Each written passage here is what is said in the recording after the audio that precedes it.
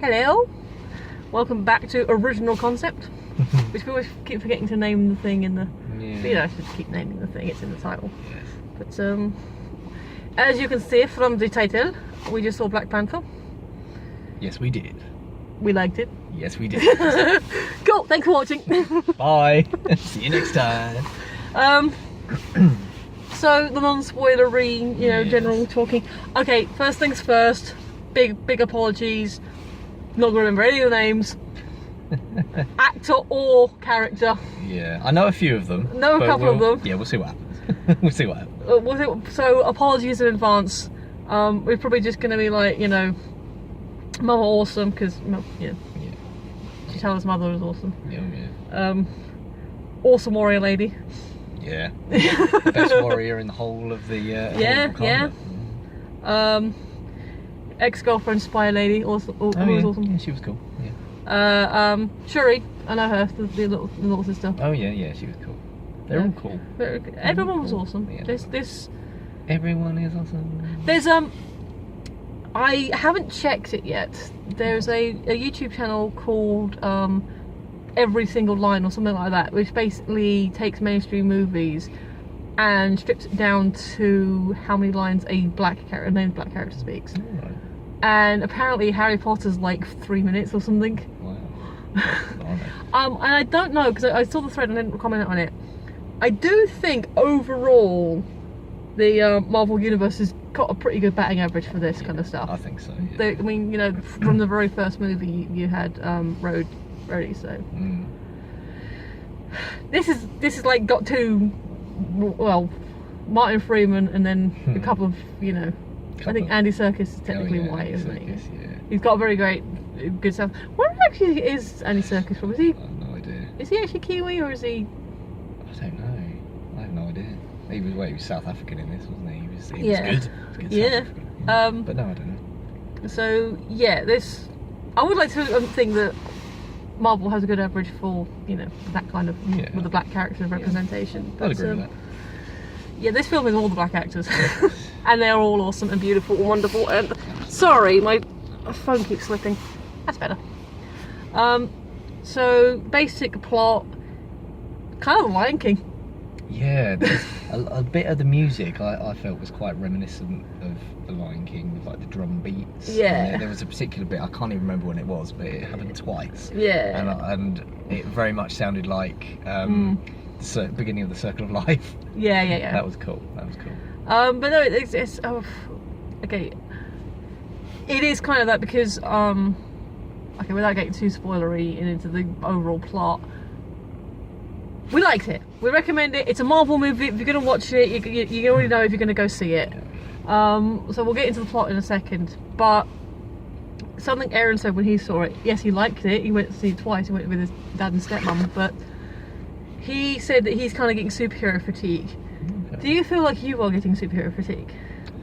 Not really. No, I don't think I do either.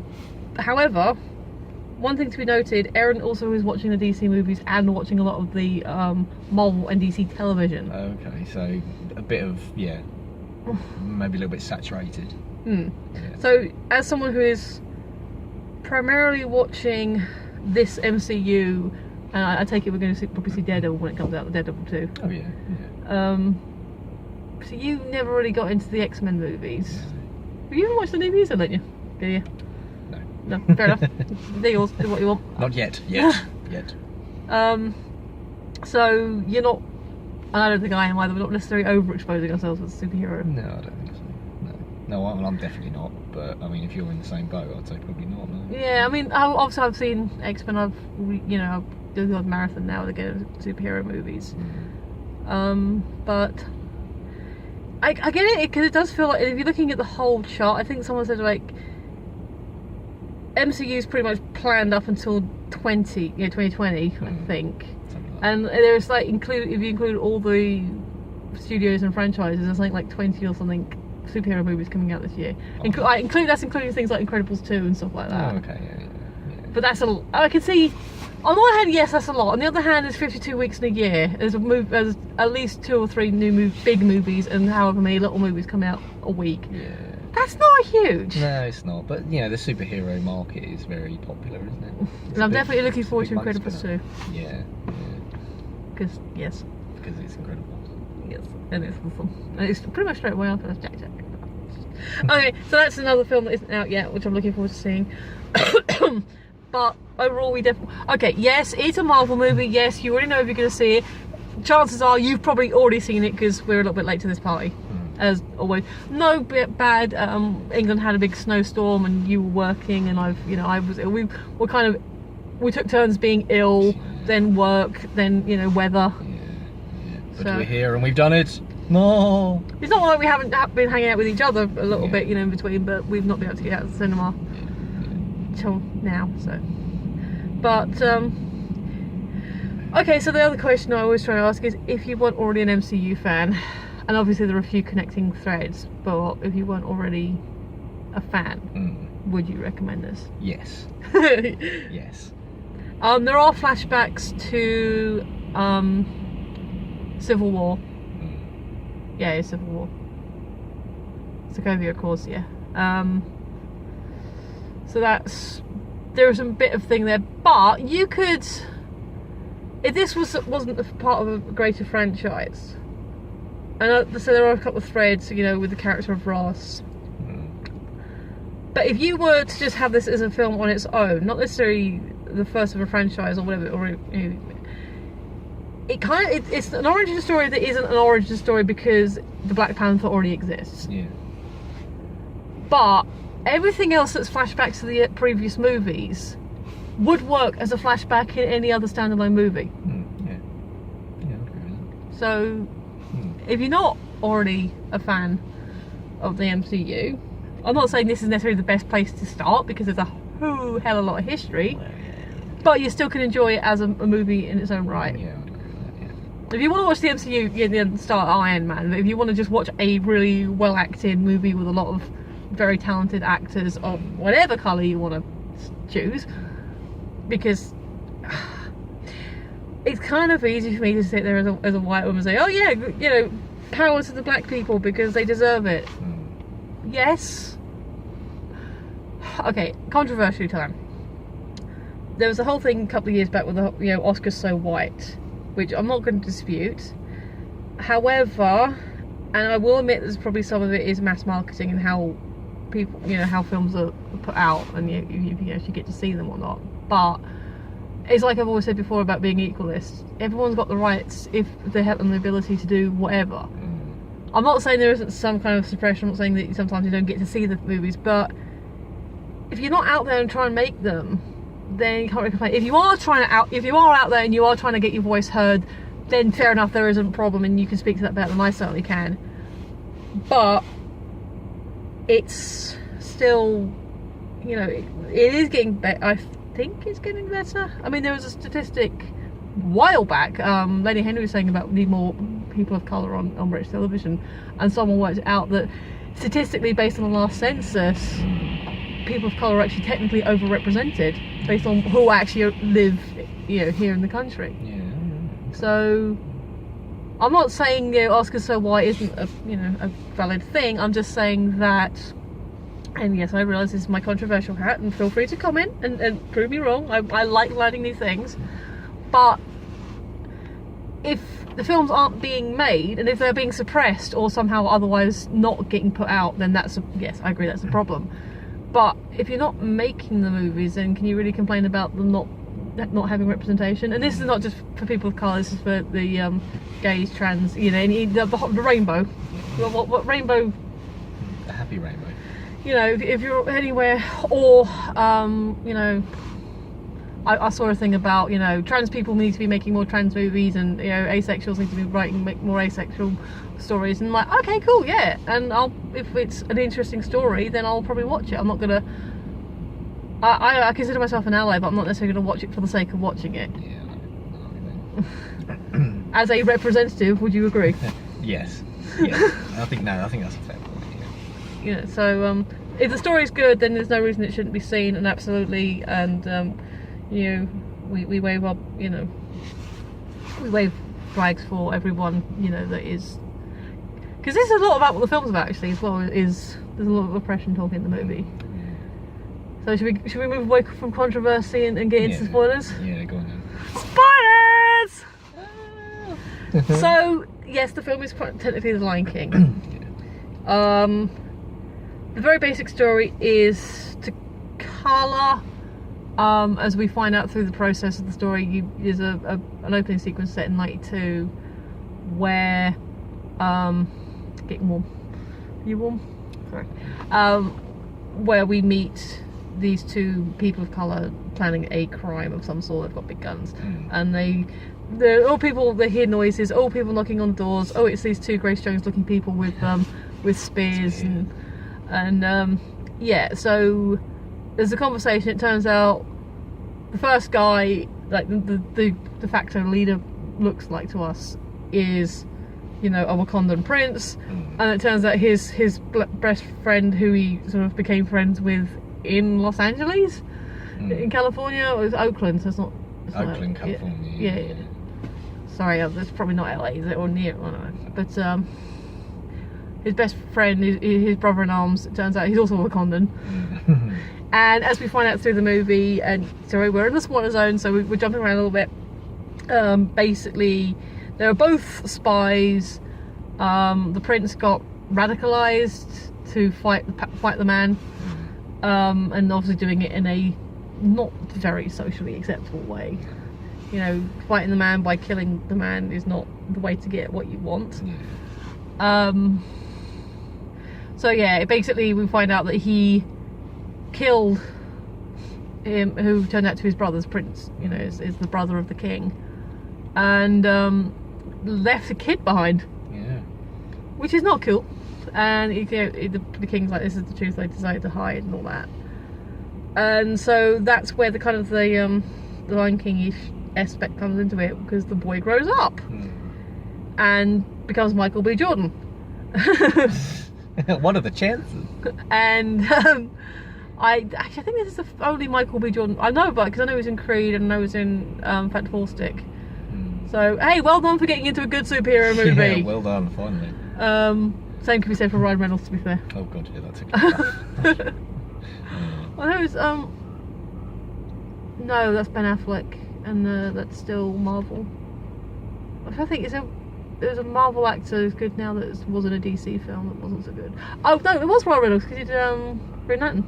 Oh yeah, Green Lantern. Yeah. So so yes. Yes. So he basically challenges T'Challa, because obviously it takes place after some war. T'Challa's dead, and we see T'Challa's coronation ceremony, which is awesome. Takes place. They're going down a river, and you think, okay, so there's this whole river ceremony, and then you see they pans out to this amazing waterfall, and then the actual ceremony takes place like the water's part, and it takes place on the mountainous side of the waterfall. Yeah, It's like on the cliff face. Yeah, it's amazing. Awesome. So it obviously gives the history of Wakanda. Turns out there's 5 tribes who were fighting over the land for a long time, because that's where the huge meteorite full of uranium, thank you, landed. And 4 of them agreed to stop fighting when the first Black Panther finds this special flower, and that gives him the powers, and they're like, yo bitch, stop, I'm now the most powerful thing, so let's talk it out. And 4 of the 5 decide, yeah, okay, we'll get behind you, and the 5th kind of toddle up off the mountain. And it kind of says that well, because you think, oh, the 5th, 5 is going to be the one that's going to be the problem. Yeah. And it's not, they're just pretty much, keep them to themselves. So the coronation isn't exactly a coronation, it's a challenge. So it's like, anybody wish to put forth their champion, because they take away his power. They take away his power. So like, anyone wishes to challenge T'Challa to the crown, to the mantle of Black Panther, then now is your opportunity. And the 3, say no thank you. His little sister Shuri pipes up, and they're like, she gonna challenge him? And she's like, no. So can we get a move on this course? It's like, and so then the prince from the 5th tribe comes along. They do challenge. Really good fight sequence on the On the cliff face, On right the- on the lip of the mountain. Kind of like is that not a precipice? Nope, another one beginning with P. Peninsula. Would you say it was a bit more of a... No. It's a bit that stick. That's what I was thinking of though. Yeah. It sticks out into that's like the main. They make this the main arena, and so they got this thing where like you got 5 warriors from T'Challa's tribe, and then 5 warriors from the other guy's tribe, the gorilla tribe, and they pen them in so they're going further and further to the edge, so it's like a ring out fight. Yeah. They have a fight. T'Challa says that you've been bested. You know, I don't want to kill you. He taps out. You know, I guess they go off and have beers. Yeah. We didn't see that bit, but I'm guessing so. No, you know, they T'Challa stands, the other prince stands, and they, you know, I guess they maybe have a few, you know, shake hands, honours, you know, have a couple of drinks, and then they back off the mountain they go. Yeah. You're done. Talk stuff. Well, what happened after that? Well, we're trying not to do the whole yeah. synopsis thing, but basically he's challenged, and that's a really cool sequence, and that's important. Yes, and then T'Challa becomes king. Basically, and then he gets ultimately he gets challenged by his cousin. Yes. Michael B. Jordan is T'Challa's cousin. Yes. And then obviously a fight to get it back because Eric Killmonger, he's a special ops trained, soldier, and he's very good at it. Basically, his thing is like, you know, we are from Africa and we should, you know, all my brothers, you know, sorry. Yeah, basically saying about how, you know, the black people are oppressed and we can help them, you know, fight back and take the power, and it's like, that's gonna be messy. That's not gonna end well for anyone. No. So that's his position, and basically like, no, this is you are dishonouring the throne, basically. Yeah. And before that we see that. Well, that's kind of the basic plot. Is there's a power struggle, and then they got to get back into the throne. Yeah. And then there's the bit in the British Museum. The Museum of the Museum of Great Britain. Like, okay. Nope. I've been to the British Museum. It's not even anything like that. No, I don't know where that was. Where we introduced Andy Serkis's character villain. Claw. He was very, very good. He was very, very good. Yeah. But Andy Serkis always is, isn't he? Yeah. It's nice when you get to see his face. Yeah. And we see him and Michael B. Jordan steal the axe or whatever it was. It was like a made of pickaxe thing, yeah. Yeah. That he claimed that they had stolen from Wakanda many, many years ago. So sorry, just to butt in, the reason that the king goes to visit his brother and friend in the first place is because Claw, Andy Serkis, did actually break into Wakanda and steal like a ton of vibranium. Yeah, that's it. Yeah, which is only a tiny portion, he said. Yeah, apparently. Yeah. A quarter ton is sounds like a lot, but yeah. So he's stolen it, and he's made himself an arm. Because he's lost his arm somehow, and he made himself. How old is Michael B. Jordan? Because I'm trying to work that out. I don't know, 20s, I think, late 20s. Because it says 92. Yeah. 92, 2002, 2012. It's 2008 now. 30s, wouldn't he?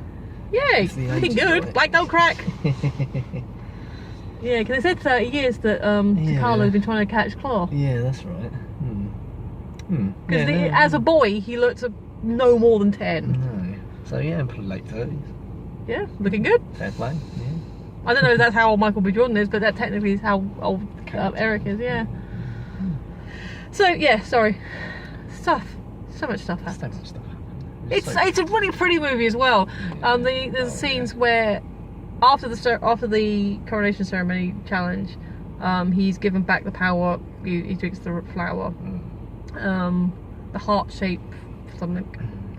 I'm not good with names, but he drinks it. They bury him. He goes on a vision quest and goes to the plains, and the sky is like blue and purple. So it's gorgeous, and I love silhouetting. I love, especially with trees, and you know, they sort of go and he sees like all these panthers in the tree.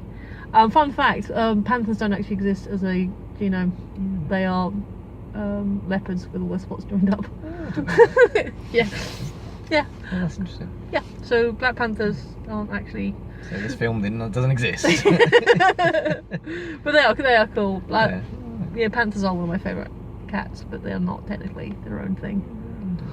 Yeah. But anyway, so one of them jumps down from the tree because they've got these really cool glowy eyes, and it becomes his father. So it's like a meeting, like on the astral plane, I guess, between father and son, and like passing of the torch. And it's really beautifully set, really beautifully filmed, nicely done. And then later on, which I thought was quite neat when they did it with Eric and his Vision Quest. I can't remember his prince name. I'm sorry. The artist formerly known as. His Vision Quest, it has the same purpley blue sky, but it's his apartment, which I thought was a really nice touch. It's the land he grew up in. But anyway, I interrupted you. So what were you? I can't you were remember. talking about Andy Serkis and Claude. Yeah, no, just he was really cool. He was a good character. He was a good villain. I think he went a little bit too early though. He was a bit fake out villain though. Yeah, no, he was. He was very, very strong. He was very strong. And then I suppose sort of he stepped aside, didn't he? You were talking about the British Museum. I mean, yeah, the British Museum, which was just a building. That was like a nice building. It was a modern building. The British Museum is not a modern building. No, definitely not. Have you been? Yeah. It's not a big. modern building. It's not a modern building, and this is like a very much modern building that isn't actually. So I guess maybe they didn't get permission. Well, yeah, probably. You were saying his little sister, the princess. She's sort of the head of the tech. The tech R&D. She's very, very good. She's very funny. The bit where with the suit, when she introduces him to the new Black Panther suit, and she says, "Oh, kick it," and then she just said hit it. Yeah, hit it, and then he sort of roundhouse kicks it across the room. And she's like, "Why you kick? Oh, you didn't have to do that. My boss would." And then she starts recording him and says, "Hit it again in the same spot," and then he goes flying out across the room because kinetic energy. The nanites, store the kinetic energy and then re-release it when it's hit again, which is very good. It was very good. I like it. And it's a nice little bit of Chekhov's energy that does play out organic. Once you know, that's how it does it. It is used to great effect, especially in the final fight sequences. And it's really good because the whole thing fits in a necklace, which is amazing. So traditional sort of like a tooth necklace, but in presumably vibranium. Well, there's a gold version as well that's like golden tooth. Yeah, that was cool. That was quite cool. Bit blingish. I'm going to make a note about the music. Throughout of it is what I would term as a very traditional African style of music. And then when Michael B. Jordan Killmonger takes over, it does take on a, forgive my whiteness, urban flair. Yeah. I'm not sure if it's a hip hop or something else. Yeah, I mean the songs I think were Kendrick Lamar, who is like sort of hip hop rapper. Yeah. Sort of very sort of grimy. Like downtown LA, that sort of thing. Yeah. But yeah, no, I like that sort of transition. I know. And then obviously when we get back and when T'Challa and his people are victorious and the crown is back where it belongs. It becomes victorious again. And becomes African again. Yes, yeah, that was a nice touch. So traditional. Yeah. Traditional again. Yes, thank you. That was a nice touch. Yeah, I like that. So that was neat. And we have to mention the Freeman. I will say his accent has improved because I did ask. It has a little bit. I asked Erin and I said, "How was Martin Freeman's accent?" He was better than most. Yeah, okay. And I was like, me and Adam weren't that impressed in the proof. I think it has improved since Civil War. I think he's had a bit of work. Yeah. No, but I thought he was really good. He wasn't overused. I liked his introduction in the casino thing. That was cool. Because they're trying to catch Claw in trading off the vibranium, and he sells it to the CIA. That's a whole. There's so many really cool fight sequences. Yeah. Oh yeah. I did like the bit where he was in the simulated ship. Well, I was about to say about because it's set up as a car chase. So basically, it all hell breaks loose in the casino. It's T'Challa, Awesome Warrior, and Awesome Spy, and the girls the women take their car, and then they throw a disc onto just another Audi they see, which takes it over. And so his little sister, so they're in South Korea. Yes. Shuri in Wakanda then drives it through a hologram simulation. Yeah. and then he's basically riding the top of it. Yes. And it's an amazing chase, like one of the best chase sequences not in any movies, like compared to some of the MCU movies and any chase movie. Yeah. I've never seen Bullet, so if you want to tell me that's a really good chase sequence, then fair enough. But I've not seen. But it's like cars going everywhere because or has like an entourage, so it's like more than one car that he's sort of coming through it with. Black SUVs tailgating. So you know they're evil. Yeah. So that was really awesome. So that was cool. Which sets up the premise for what you're about to talk about. Yes. Towards the conclusion of the film, where they're sort of the amazing third act brawl, where T'Challa and his people, his sort of defectors, I suppose, his loyal and his loyal followers, and they're fighting to regain Wakanda as they know it, and Martin Freeman is, as the CIA agent, is because basically what happens is Eric kind of originally has the loyalty of Warrior Woman and her people because she defends the throne, which I kind of get. And then there's a warrior class tribe that I thought the guy was Jordan Peele, but it's not. Oh, Daniel Kaluuya from Get Out. Oh, it's the other guy. Yeah, him. Ah. You know what I mean? The one who was close to T'Challa, but then sort of defected over to the one who rode the rhino at the end. That's Daniel Kaluuya from Get Out. So who was Jordan Peele in Get Out then? Or Jordan Peele was the director. Oh right, he wasn't actually. No. Oh right, because I thought he's an actor as well, isn't he? No. Well, I don't know actually, but no, he was the director of Get Out. But so it was that guy though. Yeah, it was. Yeah, it's the one you're thinking of. Yeah. Okay, cool. Sorry, forgive my racism. So yeah, they basically he's the warrior tribe mostly. His love is awesome warrior lady, so that kind of thing. So he kind of agrees with Michael Jordan's position. So decides to basically go with him even after T'Challa comes back and says, "Oh, and the people that the challenge isn't finished because the king is still here." Yeah. It's a whole thing there, and so they're all color coded. So the blue guys go off and fight T'Challa. Yeah. The also warrior lady in red says, "For your king," like the king. So they go fight thing, and then everyone basically is in a massive brawl. Meanwhile, ships have gone up to take weapons out of Wakanda. Yes, and one of these ships is going to be remotely piloted by Martin Freeman's character. The white guy. Yeah. The token white guy. Yeah, bless him. In everything. Bless him.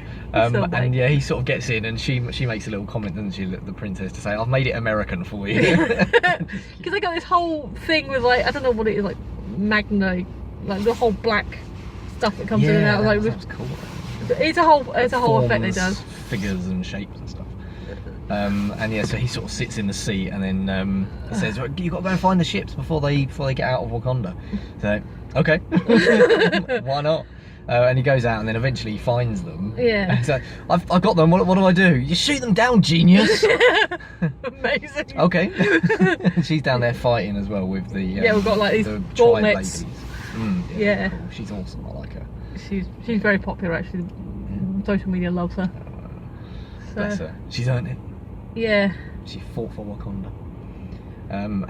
So he shoots down the ships, and then, but of course, there's a fly in the ointment just outside of the room where the simulation is taking place. There's an enemy ship that's shooting at the window, and it's slowly disintegrating the glass. Because obviously this is an advanced lab, so there's the reason he is there in the first place is because when they did capture Claw, he was trying to do good cop, bad cop, and he gets shot defending awesome spy lady. Yeah. So they're like, we have to, because he's like hit his spine, and we have to. We can't leave him to die. He'll die with their medicine.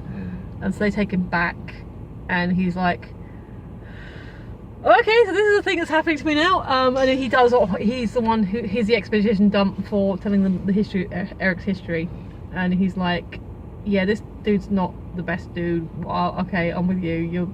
We'll do what we got, because he for all he's kind of like, oh, you think, oh, he's like a CIA guy, maybe he's a bit toady, maybe he's this. No, he's got honour. He's honourable. Yeah, he is. He stands up for the right thing, doesn't he? In the end, because he was a bit, I wasn't quite sure about him in Civil War. Yeah, he just sort of comes across as like this I don't care sort of agent. Yeah. But yeah, no, he's developed more in this. He comes through. Mm. So that's why he's there in the first place. Why he's in Wakanda in the first place. Yeah. But he's very funny. But so they're under attack. So they're under attack, and comes nicely into what you said about how Agent Ross's. Oh, sorry. The point I ethics- was actually making was that because it's an advanced lab, there's voice interface. Oh yeah. So It's all dumb. So there's voice a control. computer we can talk to. Yeah. And another thing that brings his ethics into play, Ross's ethics, is when he says, "How long have I got before the window caves in and the enemy kills me?" 50%. Yeah, integrity of glass, 50%. And he goes, "Bring me back in." So he goes back into the fight, and that's really sort of noble. Yeah, and he Very gets noble. speared a couple of things. I've got one in my sights and almost on the border, and two of them just speared me. And she goes, "Make a shield." Okay, now break it. And then the two ships either side, yeah. Because it's sonic technology. They've got a lot of it's done with sound and energy, and yeah, it's like EMP and wow. wow stuff. Yeah, that It's was so wicked. good. That was wicked. But we are kind of introduced at the beginning when we meet. See, now I just want to call him Get Out. Bless him.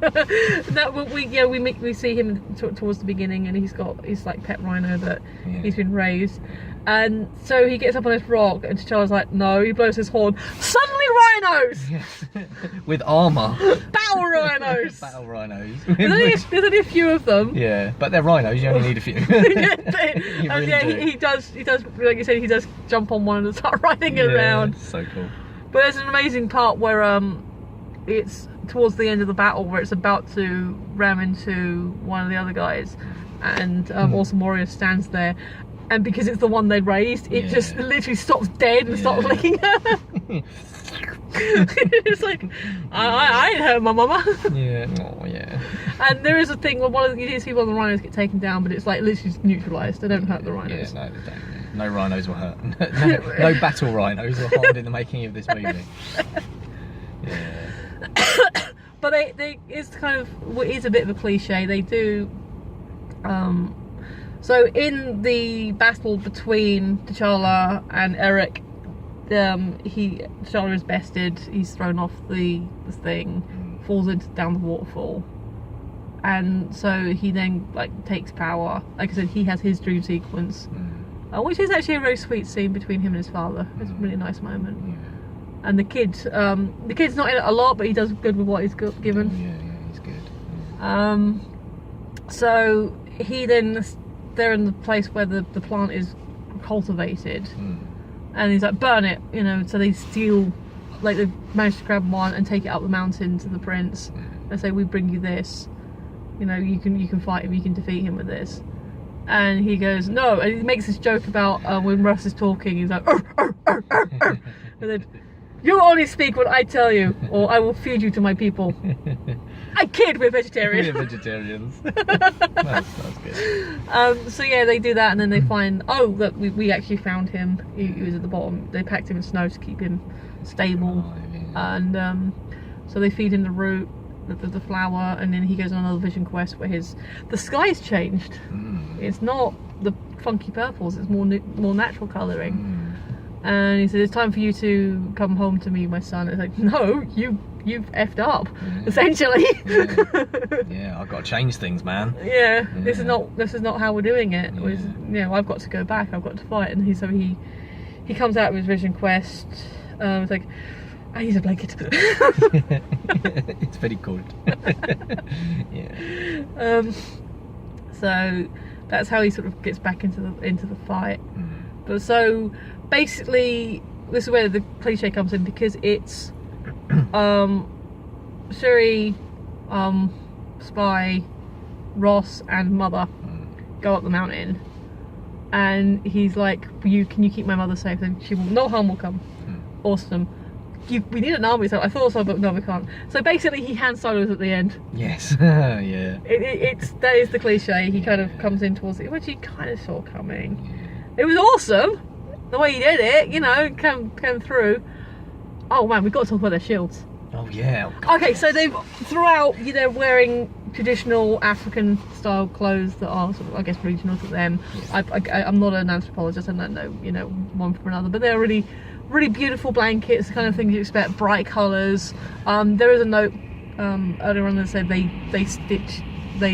weave it into their clothing. Which I thought, okay, yeah, because everything does have a shiny, silvery, you know, accent to it. Yeah. And then they go, so all they're wearing is they've got their own sort of weapons, whatever weapon of choice they have, and they're just these blankets that they're wearing. And then they go, shields up, they pull the blankets up, and they become an energy shield. Shield. Oh, it's so good. And they do it like Roman style, like the turtle. Yes, yeah, like completely covered. It's like, so cool. oh, I like that. That was very good. But yeah, so at one point they was hemming in the warrior women who are now fighting for T'Challa, and then like the gorilla tribe come along and said, let's show them what we're made of, which effectively jumps through, knocks one of them out, which cascades and knocks the rest of them out. Yeah. this whole finale, because you've got the ground battle between the main tribes. You've got Ross in the hologram fighting the ship, doing the air fighting, and then eventually you've got another battle with Spy and Shuri trying to fight Eric himself, who's now got the gold.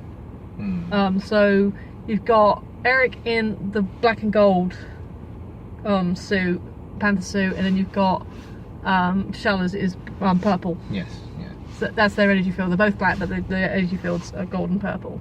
So I did appreciate the colour coding in this film. Yeah, that was good. That was a nice touch. So they're fighting him. He's about to best Shuri, and then T'Challa's like, "F this noise! I'm going to save my sister." He's been taking hits the whole way through, so he's like, "Boom! Sonic wave! Get everyone off of me!" Goes to save his sister, fight his sister, for his sister, and they end up going down the shaft, which has been established in where the lab is, and then they have a 1-to-1. So basically, you've got like 3 or 4 levels of fighting going on, and then the 1-to-1, and they're talking. He tries to save him, because he does, because they turn on the train, because the maglev trains, that when the lights are on, they stabilize the vibranium, because she said it's not safe to take it that fast, so they basically neutralize it. So he gets her to turn the train back on, because they got these beads that got everything on them. They're like amazing. That's really cool. And so she said, your foot will become neutral. I said, yes, but so will his. So they're basically having this fight talk thing on the train line. That's really awesome. Yeah, that was cool. And so obviously T'Challa does best him. He was like, my father said he'd take me to see the Wakanda, like, oh, stupid me, a kid from the Oakland believing in fairy tales, and he carries him out and shows him the land, and like, it is stunning. And he goes, we can save you, we can heal your wounds, you don't have to die. And Eric's like, no, I'd rather why, so you can lock me away. No, I'd die free, basically. Bury me in the ocean with my brothers. So yeah, there's so many favourite moments. Apart from the ones we've mentioned. God. Shuri's awesome. Anything Shuri does is amazing. Forrest Whitaker. We've not mentioned the Forest. He was very good. Yes. He always brings it. I wouldn't say there was any particular favourite moment. It was all really good. Yeah. It was all really good. All the fight scenes were awesome. They decided to bring Wakanda out. Because as far as the world's concerned, they are a dirt poor nation in the middle of Africa. Yeah, so they go to the UN, don't they? Well, no, because they set it up quite well as well, because they've got an amazing city that is very vibrant, but they also have outer villages and stuff. So I'm guessing it's kind of like, you can live in the city, you can work the land, you can, I'm assuming it's like a choice thing. They have a council of elders, which is made up of the T'Challa and then like representatives of the other tribes. Yeah. So I guess someone's got to work the land, someone's got to create the food, and if that's opportunities of what you want. So I'm guessing that's kind of more like the outer rim. So if anyone is going to see it, they'll just see these villages. Yeah. And then the city is the main bit that's kind of covered over. Tech, yeah. But yeah, they get so. Go on, the UN thing. Yeah. This is the first post-credit. Yes. So they go to now King T'Challa goes with the warrior lady, princess girl, and someone else. To the UN headquarters. Spy Lady's his ex-girlfriend, and they make up by the end. Oh yes, her. And he gives her a kiss. He's like, "You have to forgive me. I nearly died today." And she plants one back. So that's cute. That's But carry on, sorry. And basically, King T'Challa gives this very rousing speech. We will be part of the world. We will help. Be part of the world. We will help. We will not. We will not. Now is the time. Yeah. Words to that effect. Now is the time to build bridges. Yeah. Not build barriers. Yes. There's a lot of political overtones. Yes, there is. It's definitely the subtext is definitely text. Yes. Yes, there ain't a lot of sub. It's there. Oh damn. That's why I stole from Buffy actually. I feel the subtext is rapidly becoming text. Yes. You're not far wrong. And that was a very rousing spec. And you see Ross in the back. Being all proud and stuff. Yeah. And so you get one of the guys with no disrespect, sir, but you know, what have you got to offer us? Yeah, well, Wakanda, what have some farmers got to offer the rest of the world? And they all just smile. It's amazing. Yeah, it's, well, you'll see. And they basically start a reach out program where they go back to the sort of... They go back to Oakland. The impoverished community. And Siri's like, when you said you'd take me to California, I thought you meant like Disneyland or somewhere like that. Yeah. It goes, this is the place where our uncle was killed. Yeah. And she said, now they're knocking it down. I said, no, I bought this building and that building and that one. And basically it's an outreach. So she's going to be the tech arm of the outreach, and then Awesome Spy is going to be the diplomacy, the cultural exchange. Yeah, cultural exchange, that's it. So they're coming out, to use the cliche, they're coming out of Africa. Yes. And joining the world, which obviously then leads into Infinity War. So yes. The post-credit sequence is just a neat little moment with Bucky. Yeah. So they've sort of taken Bucky and because that was a cute line of Shuri's, was like, oh, another white boy to heal. Yes. Yeah. Yeah. So yeah, Bucky seems a lot happier in himself, or calmer. Yeah, he does. Yeah. Like he's enjoying it and he's happy to learn. So that's cool. Yeah. Got a couple minutes trailers. Oh yeah. Trailers. Yeah. We missed the end of. Okay, what was the one with Daniel Brawl? That looks good. Yes, in Tebby. Yes. I think so far, and yes, I'm including Fifth Estate. Get over it. We've not seen a bad movie with Daniel Brawl in yet. Correct. Yes. He brings it. He does bring it. Yeah. Fifth Estate is awesome. Don't care what you say. Yep. Moving on. What else? Ghost Stories, the British. Yeah, that looks really cool. That again, really another good. Martin Freeman movie. Yeah, that looks really awesome. Looking forward to that. Well, there was a couple of trailers, but I can't remember. We always forget. We'll have to start writing them down. Yeah, I know. Yeah, we will do that next time. We'll do like Sarah, like write one on our arms. Yeah. We'll write them down next time. That's their happening. Yeah, there was that one. There was that other one. They all look good though. Oh, Yeah. there was that weird psycho thriller one where the girl is locked up for a stalker. Oh yeah. That was a really short trailer as well. Yeah. Wasn't that the one with a kid? No. Oh no, because there was that one, that really short, like 10-second one with a kid. A Quiet Place. Oh god, that looks amazing. Like only the quiet survive, and then the kid lets off this like. Okay, so there's one where this woman who believes she's stalked is locked into an asylum, and that looks interesting. Yeah, I know the one you mean now. But there's one where you just basically hear the noise of, disaster happens. You see stairs with like these big claw marks. You don't know what's happened, but it's basically like after the event, the survivors learn to be quiet, and this kid's got a rocket that he suddenly sets off. And then their family are with him, and they sort of go no. Well, I don't know if it's his family or a man that's with the troop, with them, like runs towards the kid to, I guess to throw the rocket away or something. That was a short one, but that's intriguing. That's how you do a trailer. Yeah. I mean, the one with this final one that was a bit longer, it does look intriguing, but it looks a bit of a head F movie. I don't know if I'm going to like that one necessarily, but A Quiet Place, that looks good. Yeah, I've noticed a lot of sort of horror-y, thrillery, creepy films that have been trailered at least recently coming out, which is no complaints. I love those kind of films. Yeah. But yeah, we'll see if they stand up. Yeah, that looks good. Not sure because we missed the trailer for Pacific Rim 2. Oh yeah, we were walking in then, weren't we? But that's got flying Jaegers, so that looks interesting. I'm gonna watch the first one. Yay, we can watch it together if you want. Yeah. But yeah, overall, recommend it. We liked it. It was a lot of fun. So many colours and explosions and fun stuff happening, and again, amazing acting. And it was a good Marvel film, and Stan Lee was in it, of course he was. Stan Lee's cameo was amazing in this one. It was so good. Yeah, no, it was a good film, good actors. Yeah. Recommend it. Yeah. Yeah. Go see it if you haven't already.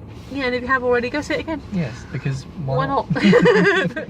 Alright guys, like, share, subscribe, all that fun stuff. Feel free to comment and tell me that I don't know what I'm talking about with some of the stuff before, because like I said, I like to learn.